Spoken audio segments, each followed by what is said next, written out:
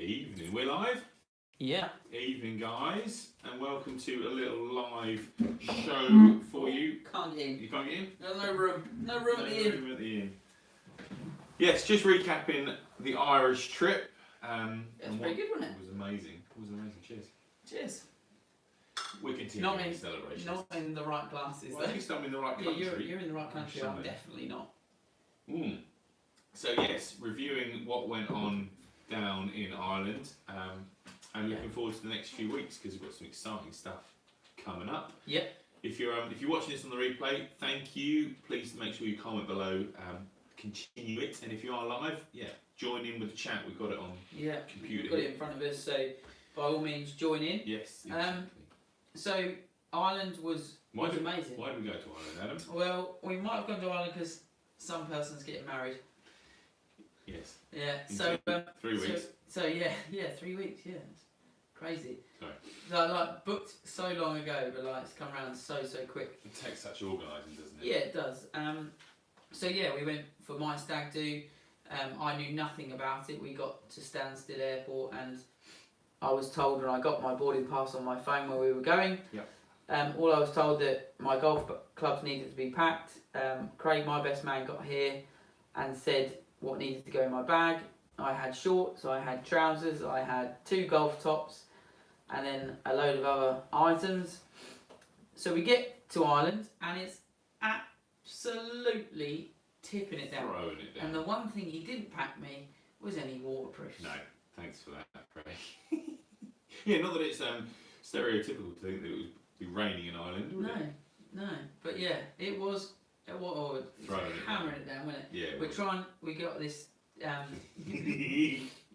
Got this taxi that was an 8-seater, but then he didn't really grasp the fact that we needed 8 sets of clubs to get in this 8-seater as well. There was a miscommunication there, and he wasn't happy, was he? He wasn't a happy chappy, and it was pouring rain at the same time, so it probably didn't add to his mood. He didn't want us to. He didn't want to take us to Druid'S, Glen, did he? At all. But he had to. He had to, yes. And we got there. Yeah. A little spot to eat, and just as we got to the practice range, it all started to clear up, didn't it? Yeah. So walked, and the thing I'd say with it, and we said it at the time, because we got such an early flight, like 6:30 flight. By the time we got there, got to Druid'S Glen, which is probably normally about 35-40 minutes out of Dublin. It did take us a bit longer, rush hour, and it was pouring rain, and the visibility wasn't great. Yeah. So it did take us a little bit longer, but we never felt rushed. No. So we sat down, had a bite to eat, had a bit of a chat, walked to the range, hit some balls, hit some putts, and then went to the first tee. Yeah. At no point did we feel rushed at all. No, it was amazing that you leave England at 6:30, and at 12 o'clock, like you say, having not felt rushed, you're on the tee. And it's a really efficient way to get to me. There are places in England that you wouldn't be able to get to in that time, and you'd have felt much more stressed. Yeah, and you'd sat in the car for hours on end. So yeah, it was good. And what do you think of the first course? So the Heath course I thought was quite a nice course. It was quite a nice introduction to the day. It didn't need loads and loads of thought. It was quite straight out in front of you.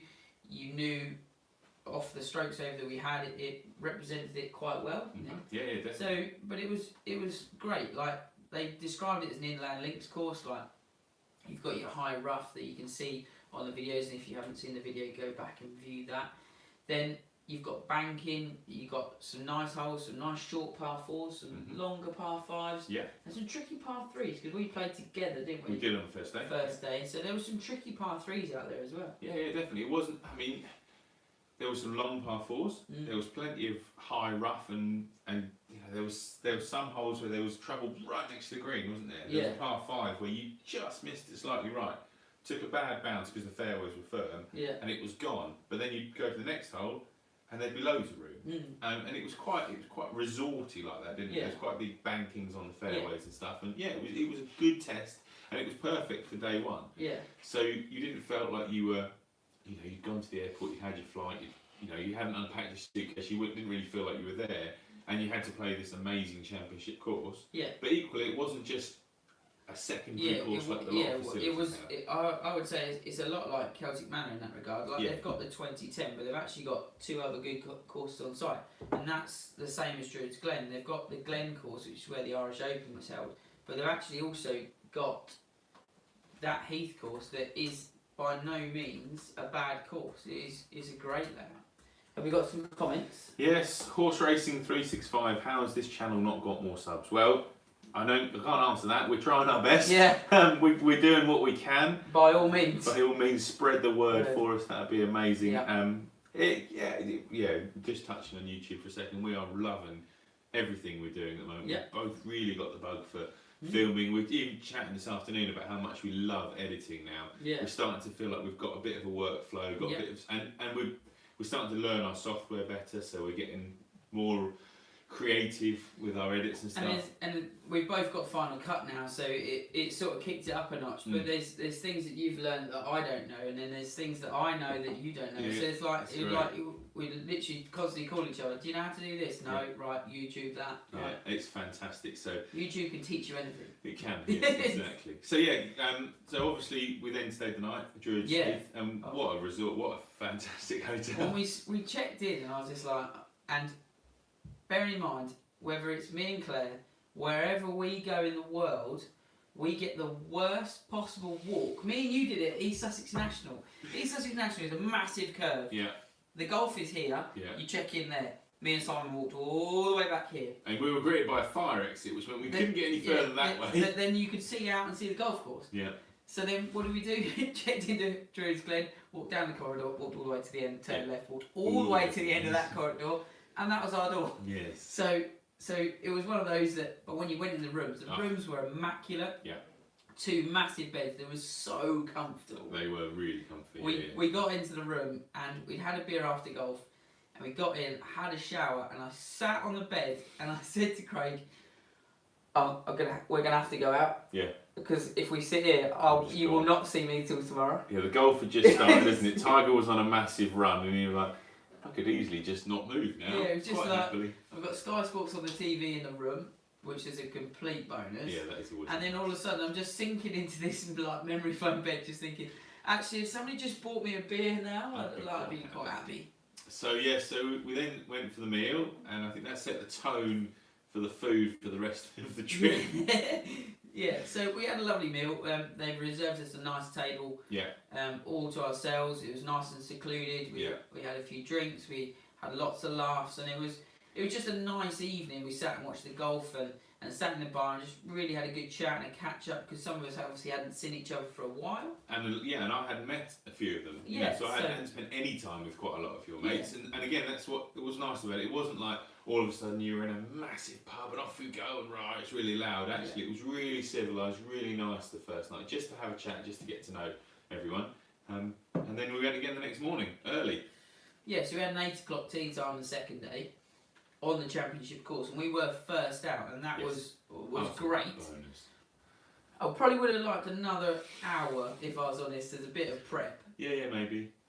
We did rush. It was all a bit like up for breakfast. We were the first ones in breakfast. We walked into the breakfast hall and nobody else was there. The breakfast didn't start until 7, did it? Is it? Are we open? Can we have coffee? Is that okay? Yeah, it was wings. Yes, yes, Wavy. Wings were the order of the day. Yeah. Well, it's got to be done now. Wings, haven't you? So the championship course was just fantastic, wasn't it? I would say, like, the holes were amazing. As a layout, it was very, very good. Mm-hmm. The par 3s, however, were out of this world. Yeah, all of them. Mm-hmm. All of the par 3s was stunning. Yeah. On both courses, there was. I mean, on the other course, the Heath course, there was a couple of really nice ones, but all of them just presented different challenges. There was some long ones downhill, over water. Most of them were over water or featured some water. Yeah, so there was ones that you hit sort of 8 iron into, some that you were hitting sort of 5s and 6s in. Rescues for me. Yeah, It was just so unusual to say rescue for you, even though no one hit an iron. Yeah. But it was great, It was a good course, and obviously for me being quite early on in my left-handed journey, it was a good challenge to to see if I could, because I know Berry like the back of my hand, and I can get it round there okay. But to go to another course and to play with people that you haven't played with before, and and stand up, and I hit some really good shots over the course of it. So I struggled a little with the changes I'd made to my technique early on. I trusted round here. So like, because we know the courses so well, you can stand, you can trust it. If you miss it in a certain spot, it doesn't matter because you know where you're going. Whereas on some of those holes, especially on the championship course, standing there, we stood on the stroke index 1, and we just suddenly thought that actually you just got to hit a golf shot. There is no way that you could pick your way down that par 4. No, you just have to stand up there and either hit a really good 3-wood or a really good driver around the corner, and then have quite a long approach into a tough green. It was a double dog leg, wasn't it? It kind of went that way, and then back on itself. But if you hit driver over the bunker, which wasn't, it was only like 240, 230 to carry the bunker, wasn't it? It was all then downhill, and you kind of just hit one shot that went down and round the corner. But I struggled in terms of committing to swing changes, reverted back, then that put me a bit out of rhythm. So I either hit a ridiculously good shot or something horrendous. Yeah. That will come. It will come, and we even, since you've been back, that started to come, hasn't it? Yeah. It started to get better, and even today you had a practice, you said it is feeling more comfortable, and you're starting to feel like there's some positivity there, which is good, because you've got a lot of tournaments going up. Hopefully. So then we finished the round. Obviously just had a little quick drink on the rooftop. The rooftop's terrace there was lovely, wasn't it? It was just a great way to finish it, really. Yeah, it was perfect. And then got the bus into Dublin. Some people fell asleep on the bus. Some people were very entertained. This is where we want to cut to another clip, which didn't make it into the video. I didn't think it was fair enough. I don't know Raj well enough. But it Dave nearly hit by Dave's gone to sleep. Yeah. And nearly got you kept moving, and he just kept following you. Are you coming? And it was probably necessary. Wavy had a really nice trip to the airport. Wavy did have a nice trip to the airport, yes. I'm sure in the comments, he'll let you know all about his trip. Because we couldn't hear what was going on, unfortunately. No, because there was a mountain of golf bags between us and him. Wavy sat in the front with the driver, and there we go. Less said about that, the better. But yes, Dublin. From the highs to the lows in terms of accommodation. Yeah, we went from one end of the accommodation to having a mattress that was this thick to having a mattress that was about that thick. It was. But it was exactly what we needed. It was so central to everything we needed to do. What's he gone with? He's gone with a couple of emojis there. Yeah, it was. But it was right in the heart of Temple Bar, exactly where we needed to be. Almost too good a location, because we literally walked down our stairs and we didn't need to go anywhere else. We could have spent the next 48 hours there and then just gone home. We didn't, obviously. We ventured around, and the first night obviously is, hopefully you've seen, if you haven't, go check out part 3. We dressed up in Masters Caddies boiler suits. But before that, in the afternoon when we got there, Dave, being Dave, got on TripAdvisor. Oh yes. And just googled best pub in Dublin, and we went to the Porthouse. Now this place is incredible. Yes, definitely. 5? At least 5. At least 5 levels. We walked up 4. Exactly. There was definitely more. And there was definitely more upstairs. Live music in the evenings. It looked such a good place to go. Yeah. It was a bit dead when we were there, because obviously it was the middle of the afternoon. But just such an array of, they brewed their own beers. It's always great. You walk into somewhere and they give you a menu, and that menu's not for food. No, that's always good. And pretty much everything most of the things on the menu was stuff that they produced. Yeah. They obviously got a massive brewing house somewhere, it was, and every single wall was covered glass, wasn't it? Was glass cabineted with random bottles. Yeah. All the floors, all the staircases, everything. So good. It was an amazing place to go. We actually went back the following sort of lunchtime, didn't we? And the next morning. And it was just one of those, you could just walk around and just have a look. Yeah.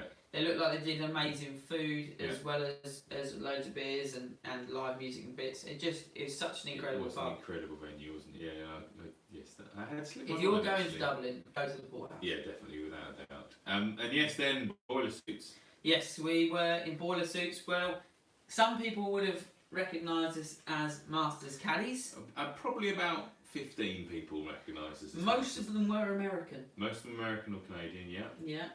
But we were Masters caddies, names on the back, green caps on, we were away. Works, yeah. However, most people either thought we were Luigi. Yes, yeah. Or painter and decorators. Or beekeepers. Yeah, that was a we were beekeepers, but there you go, each to their own. The hats were particularly funky. They had a rather large brim on them, which some people decided they didn't want to have anymore. Yeah, Westy decided he was going to pull his out and then rip a massive hole and run through front of his whole hat off. So he had a swimming. He ripped his beak off, didn't he? So he ended up with a swimming hat to wear. And unfortunately, he had a spare one. So good work, Craig.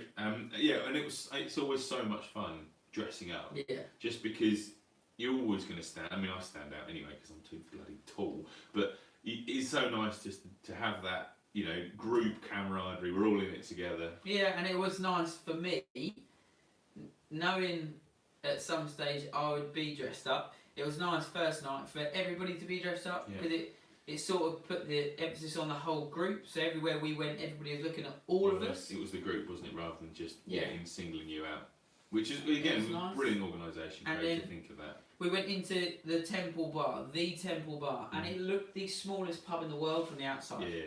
When you walk in, however, that place just keeps going backwards. Yeah, it just keeps going. Then it's got loads of pub, and then there's a courtyard, and then there's another bit of pub, and then you turn right, there's another bit, and there's an upstairs. Yeah, it's just ridiculous. It's a great place. Yeah, and there's 4 or 5 really good bars along that little road, and they're all very, very over the top Irish. Yeah. So they're all the same sort of music, all live music. I like the live music. Which is great. Yeah, it's always nice to have live music in a pub. It just makes everything feel a little bit better, a little bit more natural. And if you wanted something that wasn't Irish, you could venture away from Temple Bar. We didn't really on the first night, just because we were in caddies uniforms. We did venture up onto the main high street. Yeah. And if you haven't seen the images of me in a human pyramid, then definitely go and watch the video. Yeah.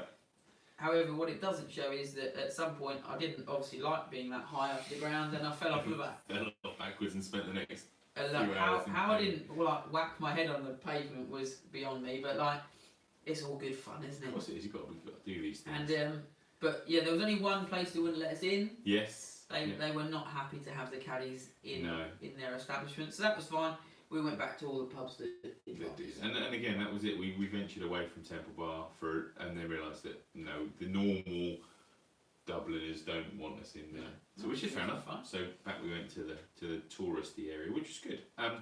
Next day. Next day we hadn't got anything planned until we sat in Porterhouse the day before, where we all got on our phones and booked Guinness factory tours. Cheers. 3 of us had done it before. I think 3 or 4 of the group of 8 had done it before. So it was a new experience for a lot of them. And also, since I've been there, were certainly changes. Yeah, since I've been there's changes as well. And I think that's quite a testament to Guinness that they've got this 8-story amazing sort of customer experience, isn't it? It's all very much about the brand and how the beer is made and how the brand has evolved over the sort of 250 years that they've been doing it. I think it's 260 years next year, isn't it? So, but it's constantly changing. So it's not like something that you're going to go to once and then not need to go to again, because they've made some good changes. So there's levels in which it shows you how the beer is brewed, and then like the marketing, the advertising. There's tasting. There's the tasting. You can pour your own pint. They'll show you how to pour the perfect pint. The tasting had changed since I'd gone. It was very much closed shop. It was behind the door. You couldn't get in. Okay. They had a paid an upcharge. Okay. But now, since going back, obviously that whole room is now open. Yeah. Which is really, really good. The tasting experience was really good, wasn't it? Yeah, it was nice to sit down and and we had a bite, like just a quick snack, and sat and had a chat and had some tasting platters. It was good. It was good, and they did a tasting experience every hour, didn't they? And it wasn't just somebody coming on stage and talking about the beer. He did come on and tell you what the beer was that they'd brought round for you to try and how to taste it and stuff.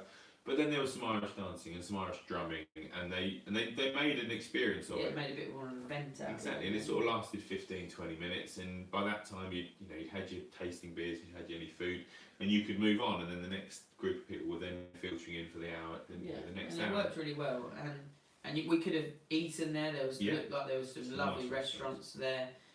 We then ventured up right up to the top of the Guinness brewery, where you got a 360 view of the whole place. Oh, that gravity bar up there is. I mean, it was so busy. We went on a Saturday afternoon. It was busy, but you've got to do it. You've got to do it, haven't you? If you're up there on Saturday, it's going to be busy. So it is what it is. But we had a fantastic time. Came out of there, and it. I think for a lot of the lads that hadn't been before, they thought it was going to be like a quick walk round, have a Guinness and go. Whereas that Guinness factory tour is by far like it's so anything immersive, like that. It's just you can get properly stuck in. We you were can spend there a lot of time. We were there at least 4 hours, if not more. Yeah. And we let's say we didn't eat. No. We just had the 1 pint in the top bar. We could easily have got some more and stayed up there if we'd wanted to. And you could literally make a day of it. And actually, for the price that you pay for it, it is really good value for money. They just do it so well. The whole journey through the facility, there's enough time for you to stop, and there's enough for you to see, and then move on. And everybody seems to be filtering around, even though it's completely round jammed. You don't feel like there's people in your way at any times, which is good. Really, really good. It's very clever. Craig, in answer to your question, nowhere did play S Club 7, but much to Azzy's discussed. But the wedding is in 3 weeks' time. Yeah. And I have got all the CDs at home. So. Yeah, and it's not on the do not playlist. It's not on the do not playlist. It's definitely going to be on the playlist. So make sure you get your dancing shoes on, Craig, because yes, S Club. He's got two little girls. That will be dancing. They're definitely in their dancing shoes, so they'll be fine. So excellent. So that was Dublin, and then we had Saturday night. Yeah. Which you did get dressed up. Yes, I did get dressed up, and nobody else did. But I did only get dressed up for a little while. We did, and we went to the Hard Rock Cafe first and had a nice meal. That was nice in there, apart from like the 3 pint wait. It was a long wait in there, wasn't it? It was one of the old buzzers and wait for your table. And we thought we'd got a faulty buzzer. Yeah, we'd waited long enough. Craig was not happy at that stage. Dave came up with the greatest ever business proposition that we're going to do. Yes. Around putting, not the other one we weren't discussing. Yeah, the other one. The other one's for another day. For a random conversation. Yeah, it was random. But yeah, again, more wings. Wings were the order of the day again. Wings, burgers. You know how it rolls in Hard Rock Cafe. Yeah. We all looked at getting a T-shirt and then saw the price. Yes, we did. And then we moved swiftly on. Yeah. And then from that point back to where we were staying, I got dressed up as a cheerleader. Yes. And if you haven't seen that, that's definitely in the video. Yeah, go check that out. You took it very well. You didn't have a choice. We didn't have a lot of choice, and it is what it is. Like it's my stag do. It's fine. Yeah. Like the drink that you made me, however, was horrendous. Yeah. So one thing that we haven't discussed anywhere in the videos is that Adam drank A to Z in alcohol, so drink beginning with each letter of the alphabet. He obviously had 4 days to do it, so it wasn't like it was always on the agenda. No.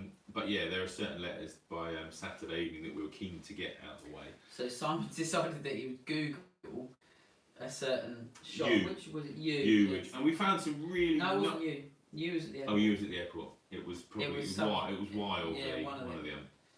And it was horrendous. Yeah. It was red wine, rum, and Coca-Cola. It was grim. But we found 2 other really nice ones, but they where we were just wouldn't make them for you. No, the one at the airport wouldn't make them. She said you can order it in component parts, but I'm not mixing it. That was really nice. The one at the airport. Yeah, the one at the airport was fine. Yeah, strawberry and fruit and some Bacardi. That was fine. But yeah, so you did do your A to Z. I did. Yeah. Which I think is a very good achievement, as instructed. Which I sort of caught myself out first up, because when we went out to play, I had a Guinness first day at Druid'S Glen. Yeah. And when we got back in, I ordered another Guinness, and you said to me, "You do realise you've got 26 of these?" I was like, "Oh, I could have just had a Carlsberg. Why didn't I have a Carlsberg?" Yeah, you didn't want to waste it early. You didn't want to waste your letters early on. But a fantastic trip. Yeah, fantastic. Couldn't have asked for anything better. Craig, if you're still watching, thank you so much. Yeah, it was an amazing organisation. It was, no, there was no moment where we were twiddling our thumbs thinking what we're going to do next. It was all well planned out.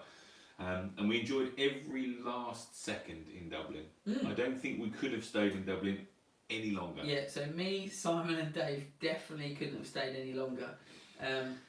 And Adzi was there, but Adzi was on a different flight, which then got delayed further. Bless it. So we were sat in the airport bar, one gate away from the gate where we were going. Yes. So Craig rings me and says, "Are you getting on this flight?" And he's sat on the flight. He was on the top step of the airplane, about to walk in, and he was the last one in the queue. So as we were walking there, thinking, "Well, we should probably get a move on." Yeah. They actually called Dave's name out. They called Mr. Jackson. Yeah.